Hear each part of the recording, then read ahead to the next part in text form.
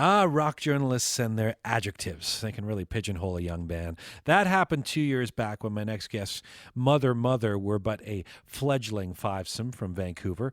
Their debut disc, Touch Up, met with generally terrific reviews, but suffered from the curse of music journalism, twee descriptors like quirky and cheeky that didn't always quite capture the Mother essence. Well, that has not happened with their sophomore record, Oh My Heart. Maybe it's because the title track opens with a dark and driving bass line, and the rest of the disc follows suit. It haunts, it rocks, and it proves that the band has evolved in the critical mindset into a brawny, accomplished presence on the Canadian independent rock circuit. Listeners have been taking note, and Mother has been selling out venues like Vancouver's Commodore Ballroom. They've shared the bill with Canon and the Deers. They landed a 4-album deal with the ever-hip Last Gang Records, home to Metric, The New Pornographers, and Chromeo. And now, two of the mothers, Ryan Guldemon and his sister Molly Guldemon, join me in Studio Q. Ryan and Molly, you guys are brother and sister. No. You're not. Yes, you are. You scared me. But this is fascinating to me. So when did you actually start? Because I'm always surprised, not that a brother and sister can sound as good as you do together and work together creatively, but just that you can manage to get along, and in the world of indie rock and mellifluous vocal music. Tell me about how you've developed this relationship so that you can handle each other. Well, it hasn't gone without its moments of turbulence, but I don't think siblings would be doing their jobs if they didn't rival from time to time. But we do it in a fairly healthy way, and throughout the evolution of this band, I think we learn how to negotiate those moments of tension, and for the most part, it's very healthy and encouraging. When did you first start playing together, Molly? You two? When this band started, so about 3 years ago. So was there a moment where you kind of went, you're my brother, I don't know if we can do this? Well, we just started developing a friendship relationship at that point. We were more like turbulent siblings in our younger Arch years. enemies. So it was a refreshing new thing. Right, turbulent siblings or arch enemies, as Ryan would put it. Well, yeah, I was the older one, so therefore I We had our own probably gang was colors. a little meaner. Yeah. So there was a lot of positive buzz around your debut disc that came out. I guess it formally came out last year or about a year and a half ago. But I know you'd released something, but 3 or 4 years ago. The debut, right? That was in 2005 we released. It was rooted in a more acoustic sound, and definitely in vocals, albeit some really wild changes and zany orchestrations and interesting lyrics.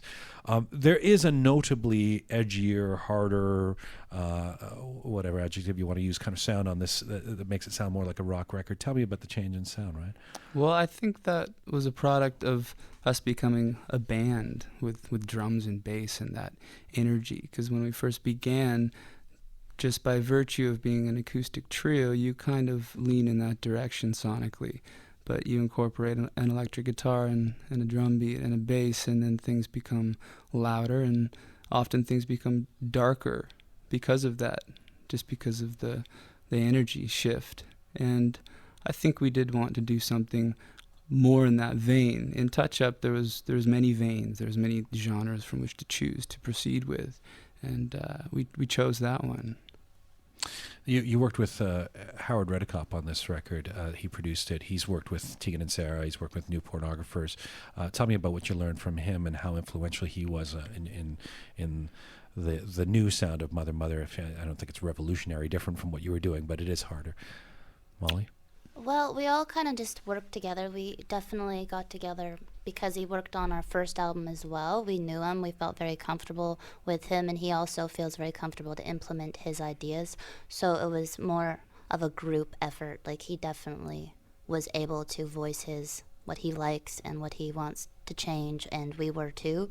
So it's that sort of nobody felt held back. It was a very free environment, I thought. So that helped steer it more in the vein that we wanted. Nobody was worried anymore about offending. I talked a bit about. I think it's partly because you have some cheeky lyrics at times. I talked about the way some people have described your band on the first record, and the word quirky. I thought we were going to talk about Catcher in the Rye. Did you? Is that something you lamented? Is that something you wanted to come out from underneath? Did you care that people were somehow in the course of giving you good reviews were labeling you as something that sort of like a off left of center kind of quirky band, as opposed to seeing you as in the tradition of some of the other rock bands in the country? I think that when people really capitalize on the quirk factor, we just kind of felt as though they didn't really get it.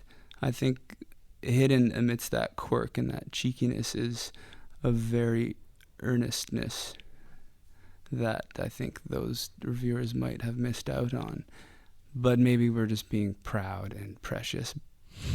And I think... Proud, precious, and quirky. Yeah. Very well done. No, let's stick with the P's. Precocious. Precocious.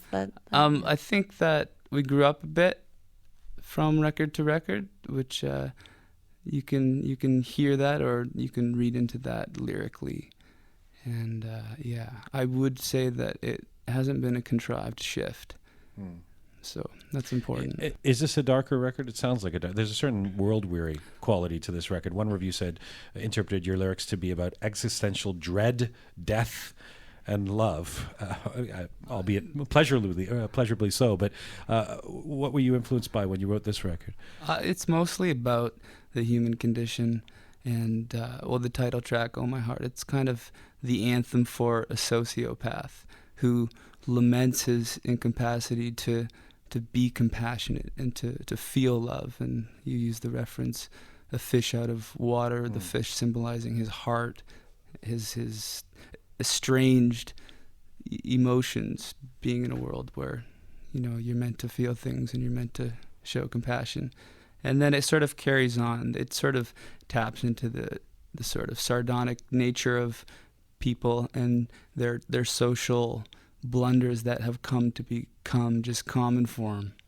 Now I have a much more comprehensive understanding of what it's about. Right. You might need to write it down for me, but humor does seem to be an important part of what you do, though.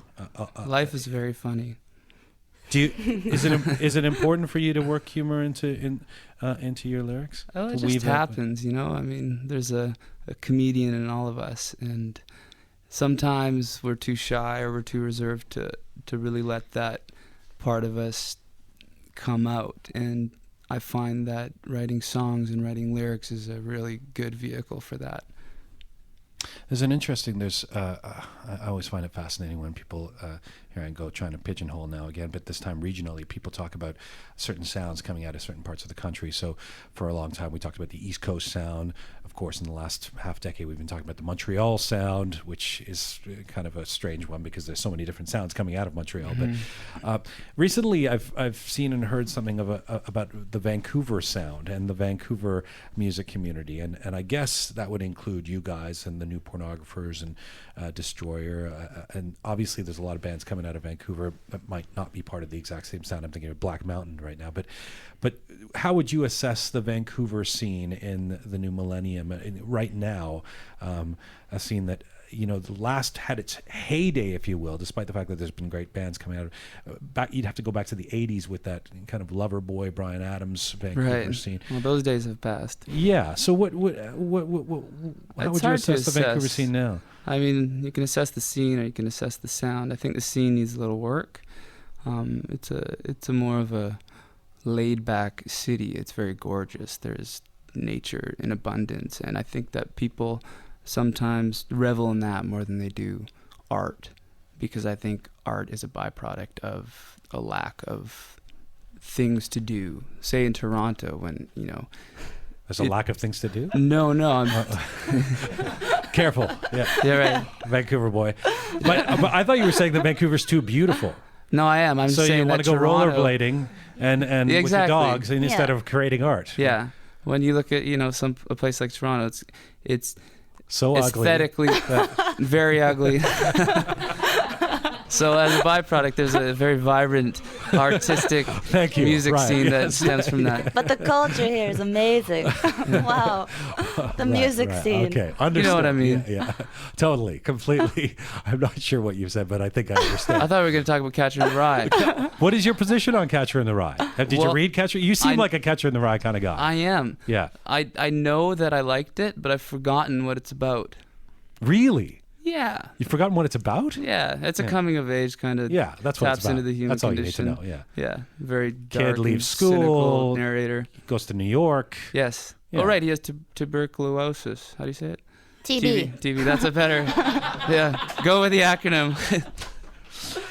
Ryan Goldemon and Molly Goldemon, they're two members of the five-piece Vancouver band Mother Mother. Their album is called Oh My Heart. I heartily recommend it. For tour dates, check out mothermothersite.com. That's mothermothersite.com.